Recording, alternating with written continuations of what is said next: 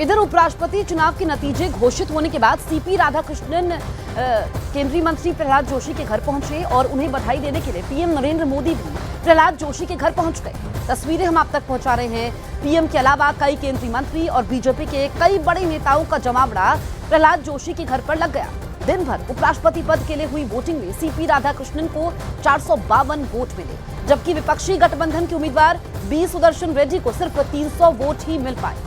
और ये तस्वीरें आप देखिए, प्रहलाद जोशी के घर पहुंचे पीएम मोदी और सीपी राधाकृष्णन जिनकी जीत हुई है, एनडीए के उम्मीदवार। इससे पहले वो महाराष्ट्र के गवर्नर थे और इंडिया गठबंधन की तरफ से बी सुदर्शन रेड्डी जिनको सिर्फ 300 वोट मिले। दरअसल सुबह 10 बजे वोटिंग शुरू हुई, 5 बजे वोटिंग समाप्त हुई, उसके बाद 6 बजे काउंटिंग शुरू हुई। बैलेट पेपर से वोट डाले गए थे और आप देखिए कि जब जीत होती है सीपी राधाकृष्णन की और उसके बाद पीएम मोदी खुद पहुंचते हैं प्रहलाद जोशी के घर पर और हमने देखा कि बधाइयों का तांता भी लग गया।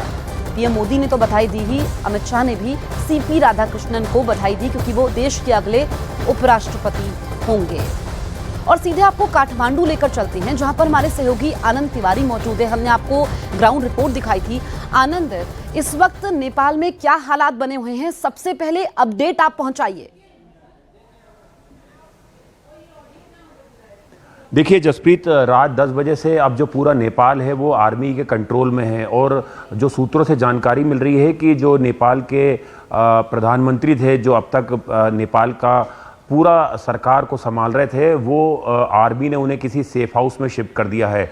कल जो राष्ट्रपति हैं, आर्मी चीफ हैं और जो पुलिस के चीफ हैं, उनकी एक महत्वपूर्ण बैठक होने वाली है नेपाल में, जिसमें यह तय किया जाएगा कि जो प्रदर्शन है उसे कैसे शांत किया जाए, जो नेपाल का जनजीवन है जो अस्त व्यस्त हो रखा है उसे कैसे पटरी पर लाया जाए और जो आंदोलनकारी हैं, जो जेनजी जो रिवोल्यूशन है, जो प्रदर्शनकारी हैं, उनके जो बड़े चेहरे हैं उन्हें मंच दिया जाए बातचीत करने का, ताकि बीच का रास्ता निकले। उनकी क्या मांग है उस पर बैठकर जो है वो बातचीत की जाए। तो कल का दिन काफ़ी महत्वपूर्ण है क्योंकि आज का दिन भी बिल्कुल तनावपूर्ण रहा। बहुत सारी झड़पें हुई और लगातार जो प्रदर्शनकारी थे बहुत ज़्यादा हिंसक थे। हमने देखा कि किस तरह से हम खुद संसद भवन के पास थे, वहाँ पे पूरे संसद भवन को आग के हवाले कर दिया गया। पूरा जो साजो सामान था वो वहाँ से प्रदर्शनकारी लेके चले गए। उसके बाजू में एक होटल थी, एक बैंक था जिसमें जमकर तोड़फोड़ की गई। राष्ट्रपति भवन, प्रधानमंत्री हाउस और कई नेताओं के घर में जो है वो आगजनी और तोड़फोड़ की गई। तो लोगों का गुस्सा शांत नहीं हो रहा है। लोगों का ये भी कहना था कि ये केवल एक सोशल मीडिया बैन के चलते लोग सड़कों पे नहीं आए हैं। दरअसल जो सरकार थी उसने अपने रिश्तेदारों, अपने कुछ चुनिंदा लोगों को एक लेविश लाइफ दी, एक राजशाही जीवन जीने का मौका दिया, लेकिन जो आम जनता थी उसके बारे में नहीं सोचा। यही वजह थी कि जो युवा थे उन्होंने इसको जेनजी एक आंदोलन का नाम दिया, जिसमें ना कोई चेहरा है, ना कोई नेता है, ना कोई संगठन है। ये तमाम युवा थे और वो सड़कों पे आए और उन्होंने जमकर आंदोलन किया और उसमें हमने देखा कि पुलिस बहुत जगह नदारत रही, फोर्स को बहुत जगह तैनात कर दिया गया। तो अब रात में हालात थोड़े से कंट्रोल में है लेकिन तनावपूर्ण बने हुए हैं। फोर्स जगह जगह तैनात कर दी गई और अब आर्मी के लिए चुनौती है। बहुत ख्याल रखिए। ग्राउंड जीरो पर हमारे सहयोगी आनंद तिवारी मौजूद थे जो अपडेट हम तक पहुंचा रहे थे। शुक्रिया आनंद आपका। बढ़ते हैं आगे। यूक्रेन युद्ध का अगला पड़ाव कितना खतरनाक हो सकता है, इसका अंदाजा 3 बड़ी खबरों से लग रहा है। पहला, रूस का अब तक का सबसे बड़ा ड्रोन हमला, अमेरिका यूरोप की नई पाबंदियों की तैयारी और पुतिन का अपने टॉप जनरल को मेडल देना, वो जनरल जिस पर इंटरनेशनल कोर्ट ने वारंट जारी कर रखा है। इस बीच अमेरिका से आई एक वार्निंग ने ज़ेलेंस्की को बहुत ज्यादा बेचैन कर दिया है।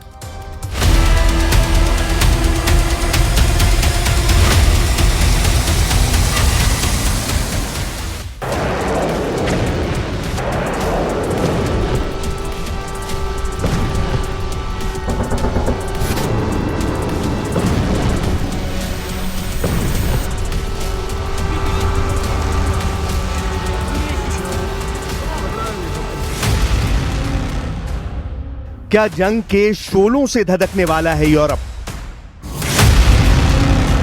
क्या यूक्रेन के बाद पुतिन की रडार पर नेटो है? क्या पुतिन ने तय कर लिया है अपना अगला टारगेट? यूक्रेन की हार का डर, यूरोप पर रूस का टेरर।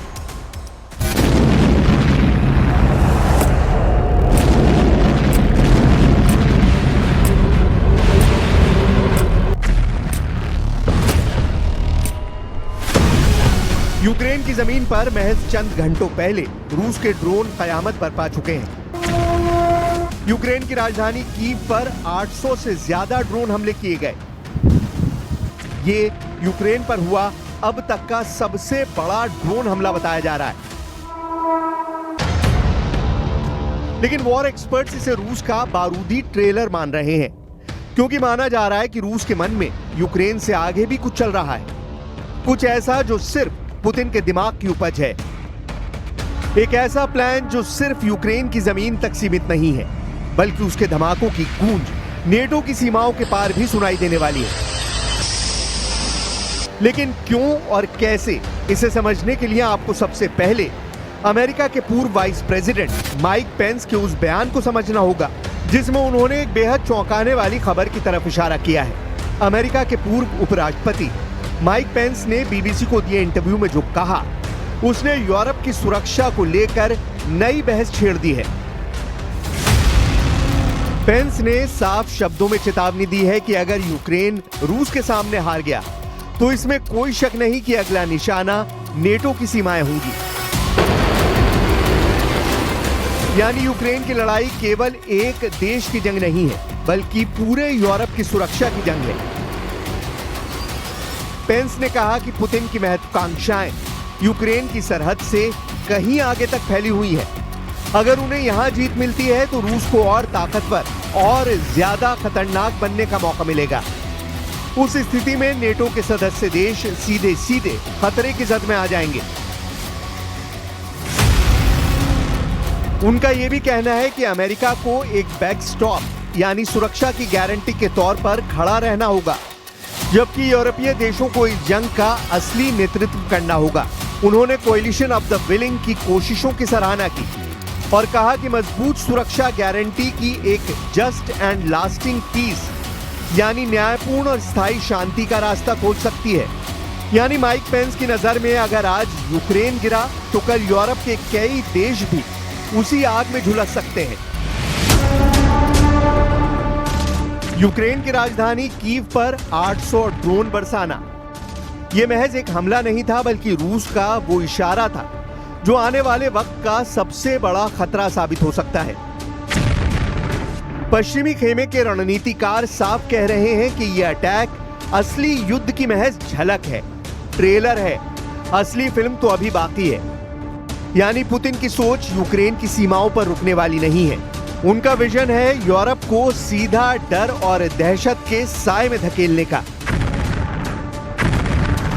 अब जरा सोचिए, जब ड्रोन की बरसात ने एक ही रात में यूक्रेन की नींद उड़ा दी, तो अगर यही खतरनाक खेल नेटो की जमीन पर शुरू हो जाए तो हालात क्या होंगे।